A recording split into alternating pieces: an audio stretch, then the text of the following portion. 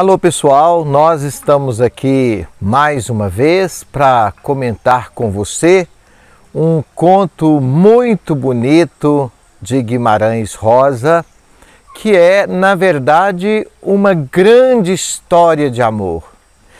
Talvez uma das histórias de amor mais bonitas registradas ou contadas por Guimarães Rosa.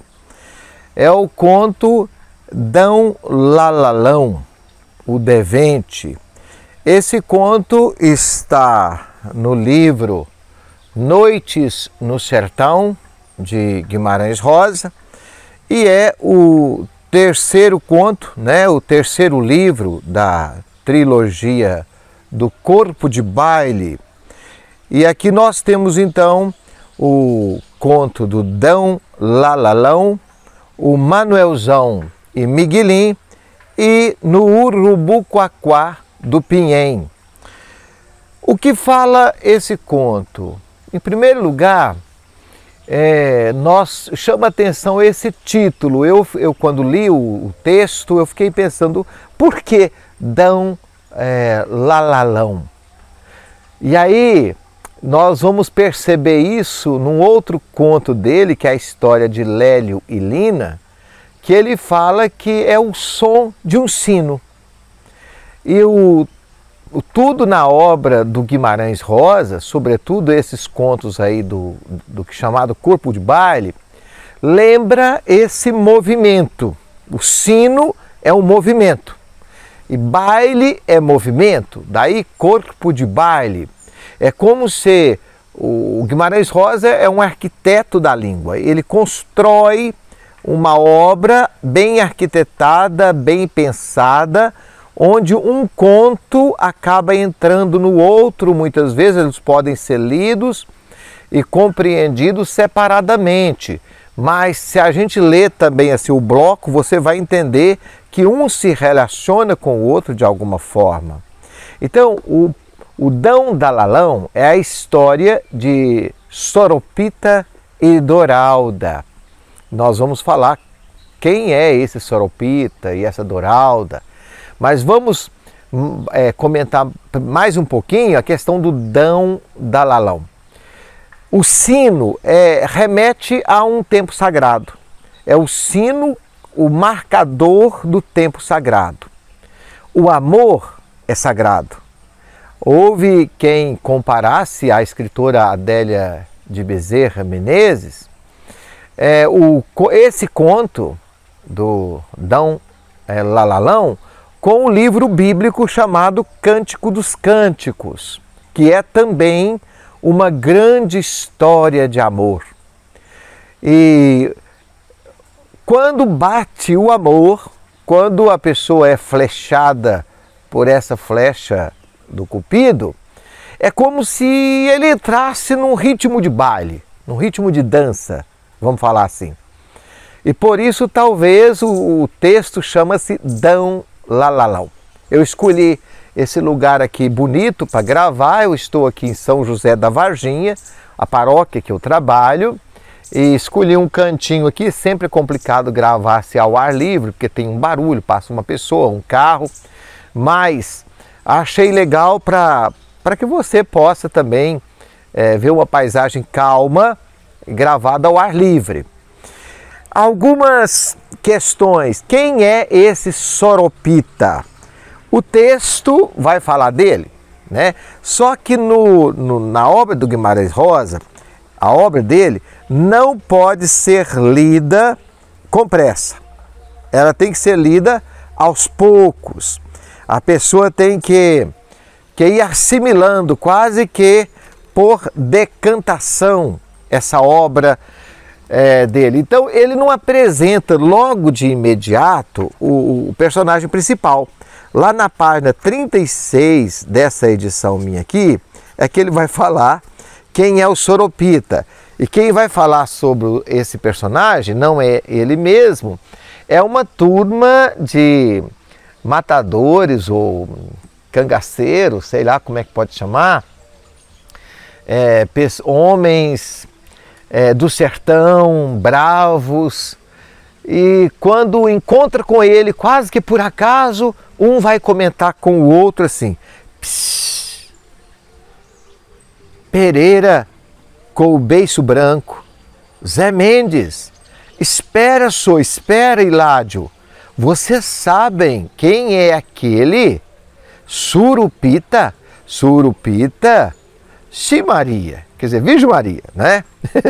Surupita, tá separadinha as sílabas. Deus, quem é que a gente vem topar nesse lugar? É um fim de mundo, né? É o Surupita Rufino, o que matou Antônio Riachão, o Dendengo, o que matou João Cacará.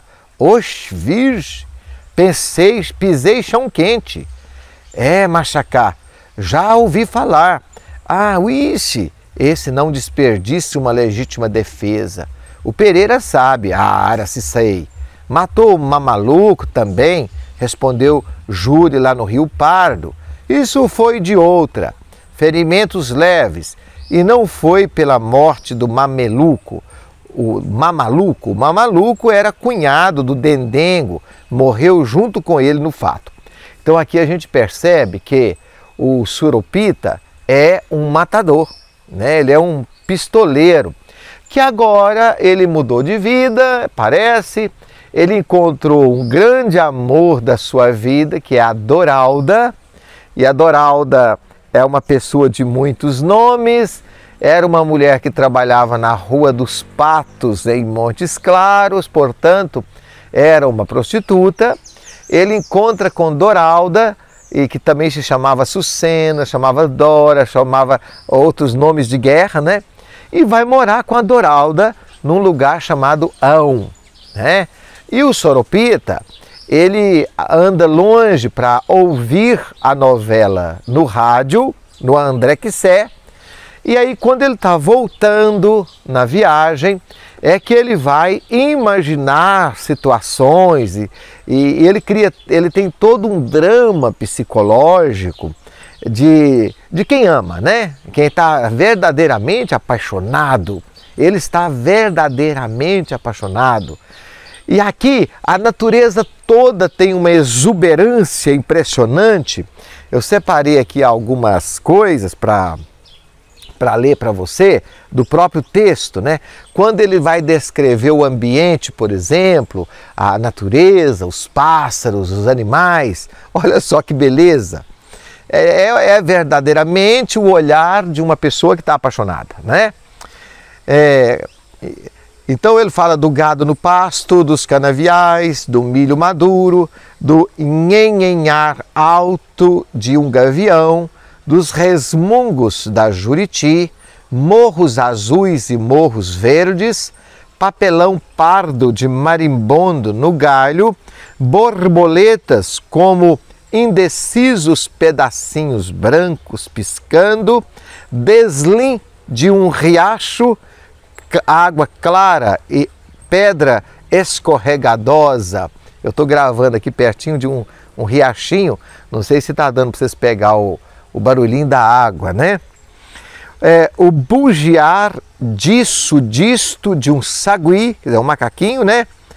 Parpalhar de perdiz, grunhido subinte de um rato do mato correndo e de um preá arrepiando capim em linha reta, suaço. A gente imagina, a palavra ajuda a gente a formar a imagem. Suaço de asas de um urubu peneirante, machadada de um pica-pau carpinteiro, esfuzio das grandes vespas. O que se vê? Vê uma natureza em festa.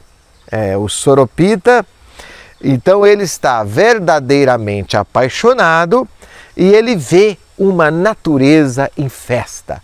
É o baile, é o grande baile da vida, né? Talvez aí justifica o nome, corpo de baile para essa obra do Guimarães Rosa. Então o Soropita é um matador de aluguel, está apaixonado por Doralda, está vindo do André Quissé, onde foi ouvir a novela de rádio, e agora ele volta pensando na Doralda, nos perfumes da Doralda, e ele traz para a Doralda um sabonete cheiroso. Fala que é o presente, né, que ele está trazendo para a Doralda. Ali dentro trazia para a mulher o presente que ele mais prazia, um sabonete cheiroso, sabonete fino, cor-de-rosa, do cheiro mesmo de Doralda. Ele gostava por demais, um cheiro que ao breve lembrava sassafrás, rosa mogorim, palha de milho viçoso e que se pegava só assim no lençol, no cabeção do vestido, nos travesseiros. O seu pescoço, quer dizer, o pescoço de Doralda, cheirava menino novo. Ela punha casca boa e manjericão miúdo na roupa lavada para exalar e gastava vidro de perfume. Aí ele vai falar da pessoa amada. É a descrição da pessoa que está perfeitamente apaixonada, né? Ele está perfeitamente apaixonado pela Doralda. Ele tinha vontade até de mudá-la do Ão, o lugar que ele morava, mas a Doralda só concordaria de mudar-se com ele para uma cidade grande, tipo Belo Horizonte, Montes Claros e tal. Ele tinha o corpo cheio de cicatriz, tinha marcas de bala no pescoço, no corpo, e gostava quando a Doralda passava as mãos nas cicatrizes dele e tal, fazia carícias, né? Na verdade, sobre o beijo da Doralda, ele vai falar o seguinte: o cuspe dela, no beijar, tinha pepego, regosto bom, meio salobro, cheiro de focinho de bezerro, de horta, cheiro como cresce redonda a erva cidreira. Antes, nem depois, Soropita nunca tinha beijado em boca de outra mulher.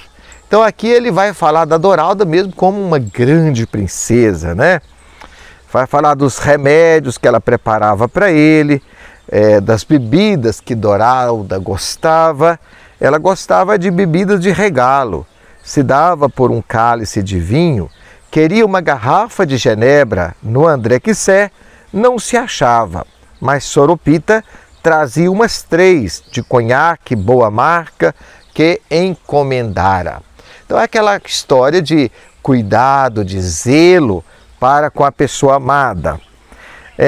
Não gostava muito de falar sobre o passado. O personagem, toda vez que vai falar sobre o passado, ele não gosta muito de falar, nem dele e nem da Doralda, né? E para quem foi um matador de aluguel, ou para quem foi um homem valente, tudo, ele agora tinha medo de matar galinha. Então o texto fala: Doralda era corajosa, podia ver sangue sem desperder as cores. Soropita não comia galinha se tivesse que matar. Carne de porco comia, mas, se podendo, fechava os ouvidos para não ouvir os gritos do porco. Aqui é muito interessante para quem é um matador de aluguel, ou um homem valentão e tal.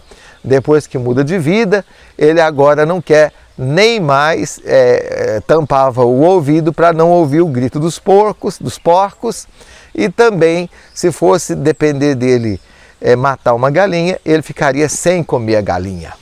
A Doralda era aquela mulher que preparava o quarto, quase que num ritual mágico, para que pudesse ter ali um encontro de amor. Dizendo para o Soropita, ela dizia o seguinte: tu põe a mão em mim e eu arrupeio toda, eu viro água. Ela queimava alecrim, catinguá, se pode sempre, no quarto, de noite, antes de irem se deitar. E Outra ocasião, encomendava pitada de incenso ou resinas de breu branco, que oficiava de perder em todos os cômodos, a levar do ar os quebrantos, qualquer pego de má sorte, a casa almiscrava, que nem igreja, de remanente apairecendo, santo assim, semana pelos cantos. É uma coisa meio mística, meio indescritível. O grande amor, a volúpia, o desejo dele pela Doralda. Acontece que, sempre tem um quê, né? Um dia ele encontrou o Dalberto. E o Dalberto era um antigo companheiro dele. E por acaso eles se encontram sem esperar, lá mesmo naquele recanto do mundo, que é toda a história do Guimarães, é ambientada no sertão de Minas Gerais, perto aqui de Sete Lagoas, Curvelo, Diamantina, sul da Bahia, né? E ali ele encontra o Dalberto. Soropita tirou o cavalo, porque ele viu as pessoas assim, não conheceu de início, revés quase oculto. Se outro trilho houvesse, ele atalhava, porque ele não gostava muito de encontrar com pessoas, sobretudo pessoas que ele evitava conversar, queria viver no seu cantinho, sossegado, né? Mas aí alguém conhece ele e pergunta: por acaso você é o Surupita? É o Dalberto. E aí o Dalberto lhe estende a mão, o Soropita avançava demais a mão e apertava a mão do outro, distante de si, demorado. O Dalberto estava sacudido, mas trigueiro, a arma grande na cintura.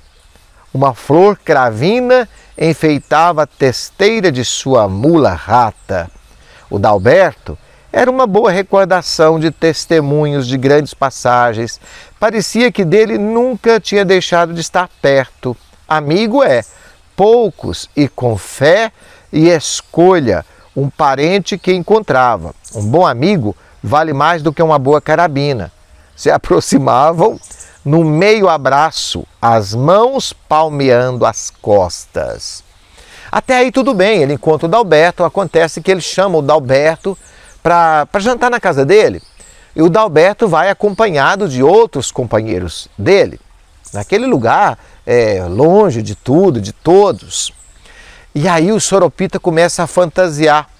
Será que o Dalberto conheceu a Doralda quando a Doralda tinha outros nomes? Nome, por exemplo, de Sucena, lá na Rua dos Patos, em Montes Claros. Como será que foi o encontro deles? Será que ele vai conhecer a Doralda? Ixi, será que ele vai conhecer que a mulher com quem eu estou agora era uma mulher alugável? Nas palavras dele, né, do livro.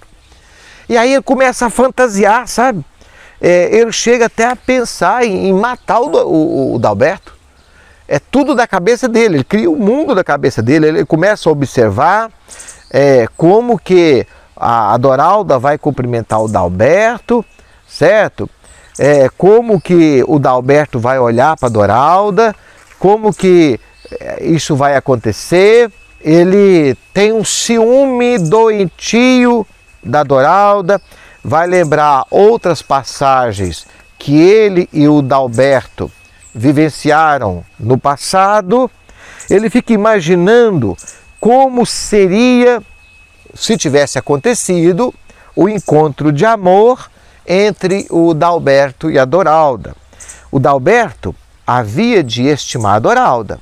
Quem, como o Dalberto, peito de bom amigo, extenso de correto, só não ia dar os presentes à Doralda com ele vendo, não ia dar o sabonete.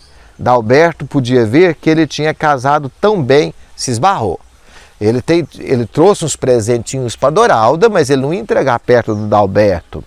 Aí ele começa a ficar cheio de tantas dúvidas que ele endurece o corpo. E o Dalberto pergunta: uai, Doralda, Uai, Surupita, é cãibra? Mas melhorou, era uma tremura nervosa, boi sonçado, pelo calor, curvo na sela, coração pesado. Ele podia encostar a cara na crina do animal. O Dalberto não tinha culpa. Mas por que ele tinha vindo? Porque ele tinha aparecido ali para o encontrar como amigo, para vir entrar na sua casa, tomar sua sombra. E já estava quase à porta, fosse o que fosse, nada mais remediava. Mesmo enquanto não podia se entregar àquele falecimento de ânimo, mas a ideia o sufocava. Quem sabe o Dalberto já conhecesse a Doralda em Montes Claros, de qualquer tempo, sabia de onde ela tinha vindo, que vida tinha levado antes, mas aí então ele matava o Dalberto, se matava. E aí ele vai cozinhando todas aquelas fantasias, aquela ciumeira, aquela dificuldade, e a Doralda apareceu, serviu o café, eles foram deitar, e o Surupita, ele só vai se acalmar quando o Dalberto diz para ele que ele quer se casar com uma outra mulher, que é a Nauma. Então o Dalberto pergunta para ele: Surupita, o que você falou? Você acha que eu acertava em me casar com a Nauma? O que você pensou no caminho que me disse? Aí ele pensa: não, eu não preciso desse ciúme todo. Ele está apaixonado pela Nauma. E aí o Dalberto ainda cantarolou uma música que dizia o seguinte: em 3 tábuas eu não piso, cada 3 mais arriscada, burro, troncho, boi caolho, mulher casada. Em 3 tábuas eu não piso, cada uma mais arriscada, burro, troncho e boi caolho, e também com mulher casada. Então aí ele fica mais tranquilo, o Dalberto vai embora, né? E ele fica com a Doralda. O Dalberto quer seguir o mesmo rumo que ele seguiu, arranjar um cantinho lá perto de Abaeté para viver com a Nauma. E ele vai continuar com a Doralda para sempre. Mas aqui a descrição de amor é uma coisa impressionante, as palavras são muito bonitas. É uma obra clássica mesmo, para falar do amor humano, como que a pessoa fica quase em transe por esse amor. E o Guimarães Rosa, ele tem essa habilidade de quebrar, de construir, de criar, remodelar uma palavra bem ao estilo de Minas Gerais, né? Fica aí o convite para você ler, acompanhar no livro Noites do Sertão. Tem esse conto, né, que é o Dão Lalalão, e o próximo, que também é uma grande história de amor, que é Buritis. São maravilhosos esses 2 contos. Sobre o Buriti eu falarei num próximo vídeo. Agora as cigarras começaram a cantar aqui para despedir de vocês. Um grande abraço, fique com Deus e até a próxima.